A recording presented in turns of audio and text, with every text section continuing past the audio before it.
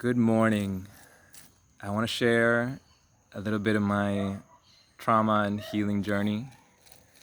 I'm now 37, and when I was 19, a number of traumatic things happened to me in 1 year. I already had really poor mental health, and it peaked at that point, and I had a lot of emotional trauma. But I also broke my wrist. I don't know if you can see a scar. I got my wisdom teeth removed, and one of them caused a cavity in the neighboring tooth, and they did a root canal, and they removed that. In the next year, I developed an asymmetry in my face, so my jaw is like a ½ inch to the right, and I developed seborrhoeic dermatitis. I don't know if you can see the spots on my head. And these things dragged me down for decades. I felt self-conscious, and sometimes it would be depressing.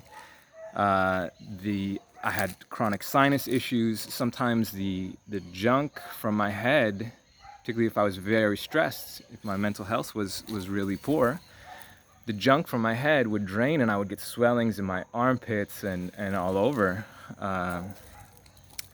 And ultimately, this would drag me down for over a decade, but it was also my motivation to spiral up, to ultimately stop drinking, to stop eating junk food, to start fermenting and packing my diet with probiotics to fix my microbiome.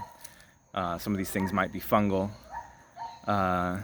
This past year, I've had a breakthrough in my mental health, and my stress has really almost gone away. And the last thing, I think I really want to get this root canal removed, because even I peeled back all these layers. I fixed my microbiome, I fixed my relationship with the sun. I fixed so many things, my mental health, and like peeling layers of an onion.